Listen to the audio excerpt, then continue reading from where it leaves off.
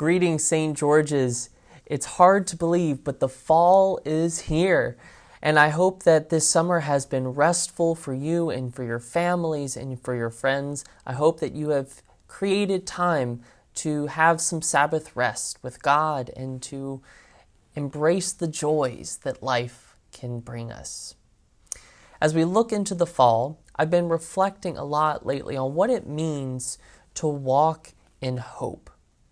And I've been drawn to a particular scripture passage from the prophet Jeremiah. It comes from chapter 29 and it's verse 11. For I know the plans I have for you, declares the Lord. Plans to prosper you and not to harm you. Plans to give you hope and a future. I was drawn to this passage by that message of hope, this desiring and this understanding that God has a plan and God is building something for us in the future.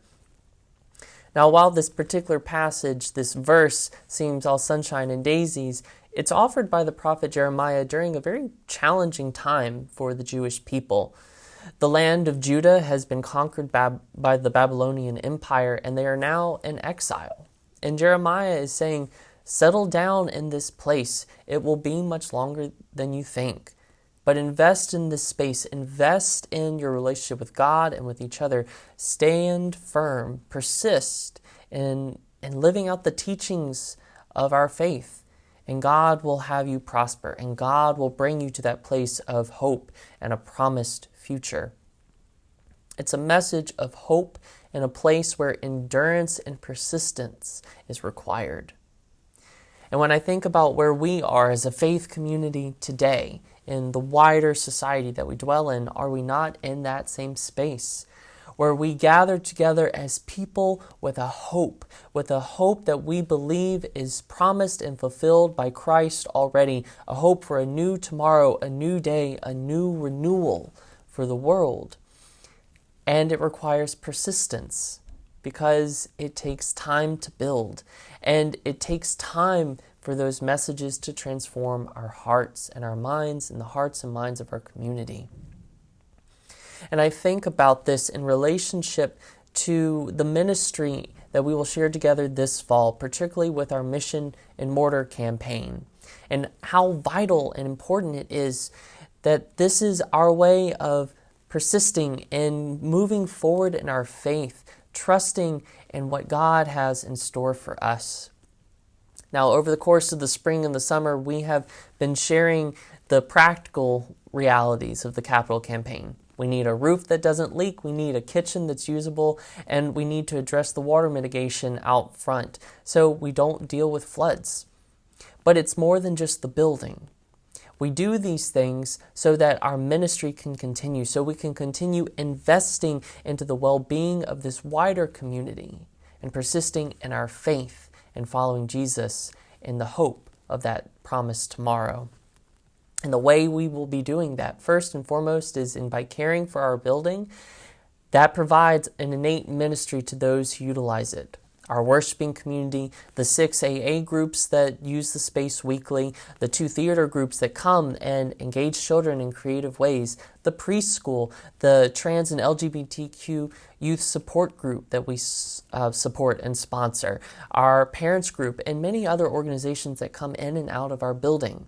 It's more than just a building.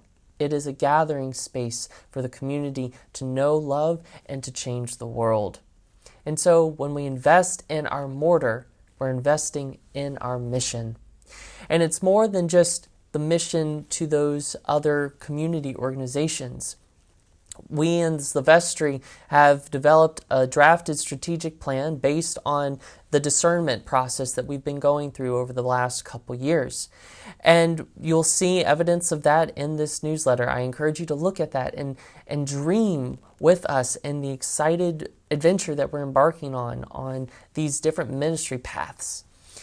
The 3 areas that we're focusing on is manifesting justice, building community and sustaining community, and nurturing our faith across all ages and all generations.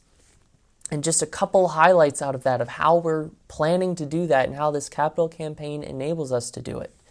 One, we have a dream of using our sanctuary space to enable justice and faith art exhibits where we can lift up and empower artists from backgrounds that might not have the opportunities that those with more privileged backgrounds have access to. We can utilize our space and our faith's prophetic voice in amplifying their gifts while proclaiming that message of hope and love to the world.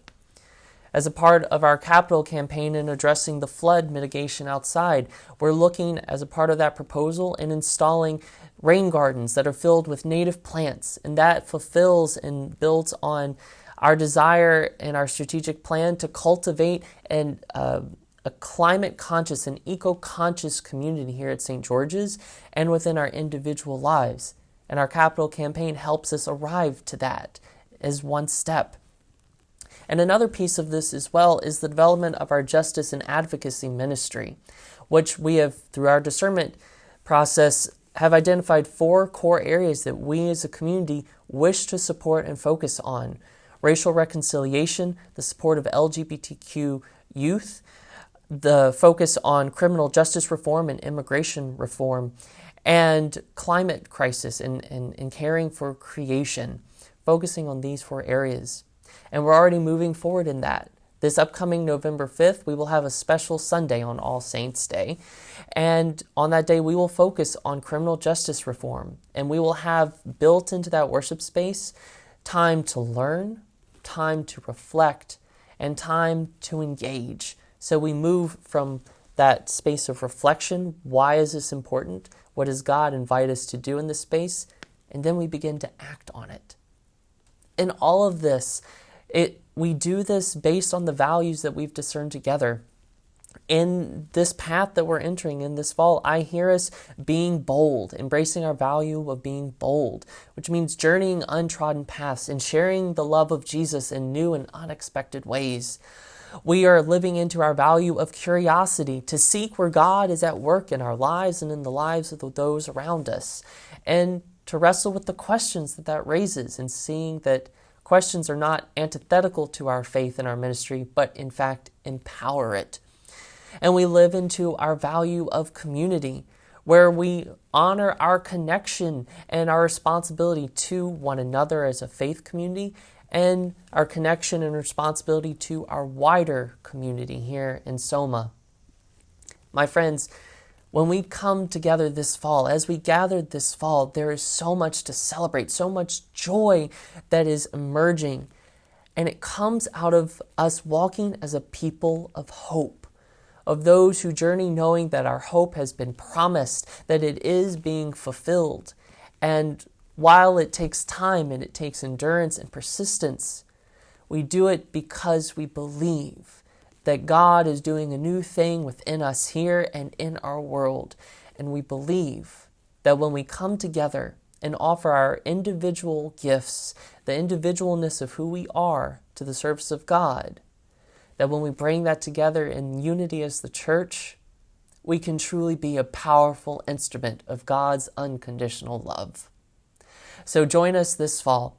Join us as walking as people of hope, as we embark on our mission and mortar capital campaign, as we launch into our strategic vision, as we continue to live and dwell as people of love.